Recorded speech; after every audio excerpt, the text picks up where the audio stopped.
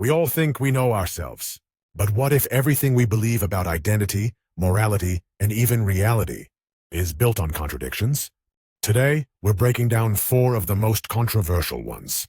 If Jung's paradoxes don't make sense, trust me, I'll be the first to call them out. I've spent years studying Jungian psychology, and I promise once you see how these paradoxes work, you might never see yourself the same way again. And trust me, the last paradox might make you rethink everything about who you really are. Becoming your true self sounds simple. Just be you, right? But what if I told you that to fully become yourself, you have to integrate the parts of you that you reject? Okay, explain this to me. Every self-improvement book out there tells us to become our best selves by cutting out bad habits, rejecting negative thoughts, and overcoming weaknesses. But Jung says the opposite. He claims that to truly be myself, I have to embrace the parts of me that aren't even me. That sounds like I'm supposed to welcome my flaws instead of fixing them. How does adding things that I don't like about myself make me more complete? It's not about adding something new, it's about accepting what's already there. Think of your personality like an iceberg. The part you see above the surface is your conscious self, the version of you that fits into society. But beneath that, in the unconscious, there are hidden parts of you that influence your behavior, even if you don't acknowledge them.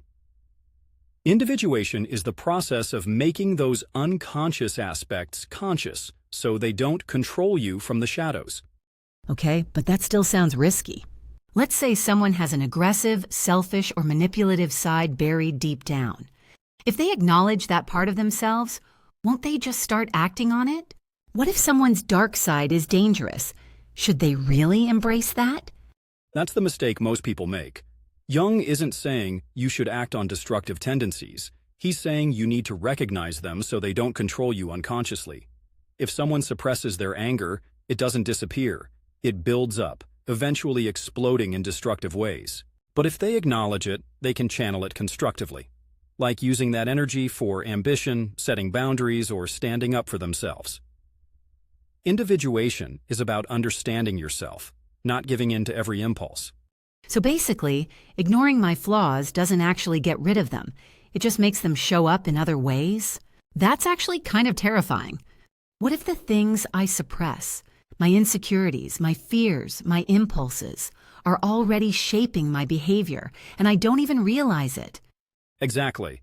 The unconscious influences you whether you acknowledge it or not.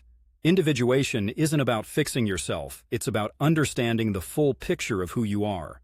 And speaking of things controlling you without your awareness, let's talk about something even more dangerous. What happens when you repress your darkest impulses for too long? That brings us to the shadow paradox. So does becoming your true self mean embracing your flaws? And if ignoring them makes them stronger, what happens when your darkest side fights back? Let's find out. You try to be a good person, suppress bad thoughts, and control your emotions. But what if I told you that the more you repress your dark side, the stronger it becomes? So let me get this straight. Jung says that ignoring my worst impulses doesn't make them disappear. It makes them more powerful. That sounds like the exact opposite of what we're told. If I have a dark side, isn't the responsible thing to do to suppress it? I mean, if I don't control my anger, my selfishness, or my negative emotions, aren't I just giving myself permission to act on them? I get why that sounds logical, but here's the problem. Repression doesn't eliminate emotions, it just buries them. And anything buried too deep eventually finds a way out, usually in ways you don't expect. Think about someone who tries to stay calm and polite no matter what. They suppress every bit of anger. Then one day they explode over something small. That's the shadow forcing its way through. Okay, but what's the alternative? If suppressing emotions is bad, does that mean we should just let them out? If someone has violent or destructive impulses, shouldn't they control them, not embrace them? Wouldn't acknowledging those impulses just make it easier to justify bad behavior? That's the key difference. Acknowledging something isn't the same as acting on it. Jung's idea of the shadow isn't about giving in to dark impulses. It's about being aware of them so they don't control you unconsciously. The people who suppress their desires the most, whether it's aggression, selfishness, or even ambition, are often the ones who end up being ruled by them in hidden ways. If you ignore your shadow, it doesn't go away. It just takes over in the background. So what you're saying is, the people who are the most obsessed with appearing good might actually be the most controlled by their dark side. That explains so much. How many times have we seen people in power, politicians, religious leaders, even psychologists, who present themselves as perfect, only to be caught doing the exact things they condemn? Are you saying the more we suppress our shadow, the more we risk becoming hypocrites? Exactly. The more someone denies their dark impulses, the more they act on them without realizing it. That's why Jung believed moral superiority is dangerous.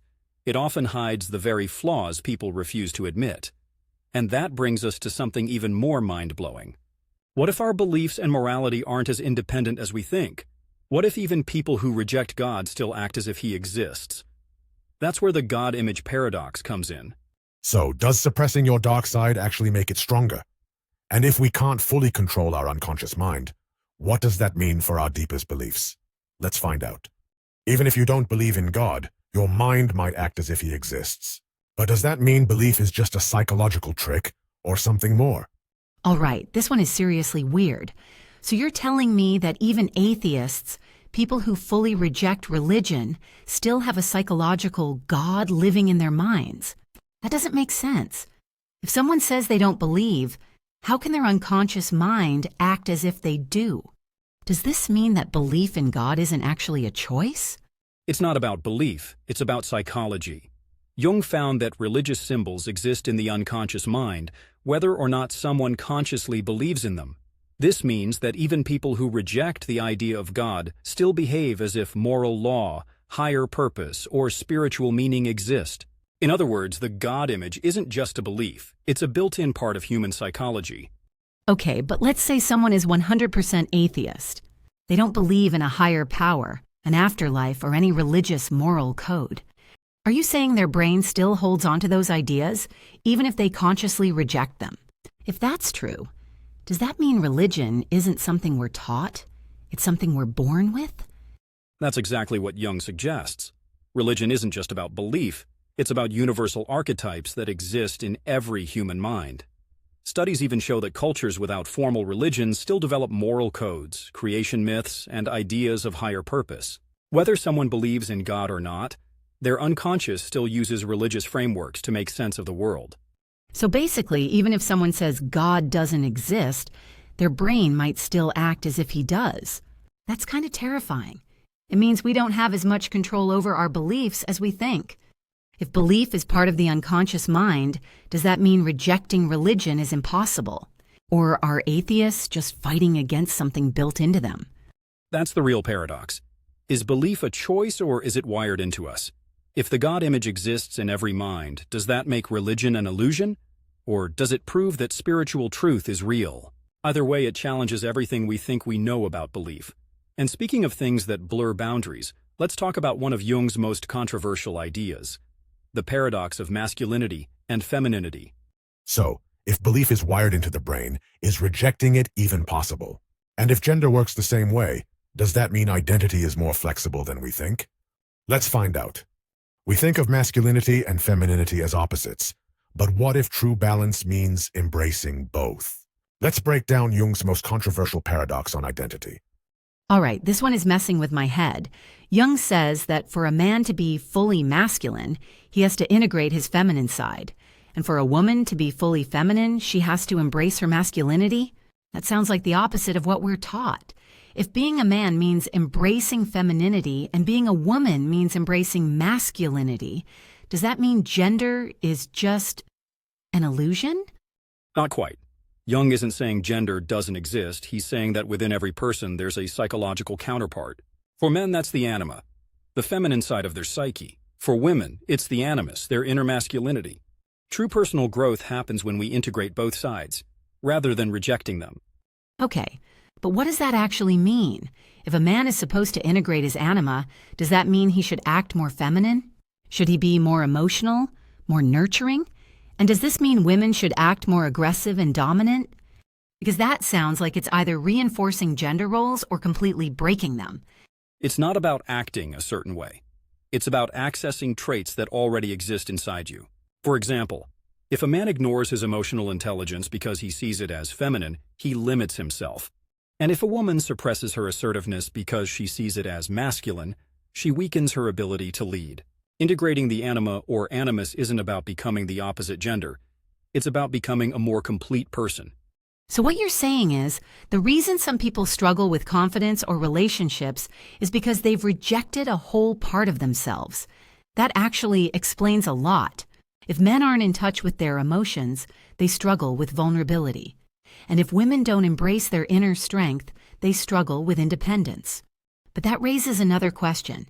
If integrating both sides makes us whole, does that mean gender is just a psychological framework? Are we actually fluid beings rather than fixed identities? That's the paradox.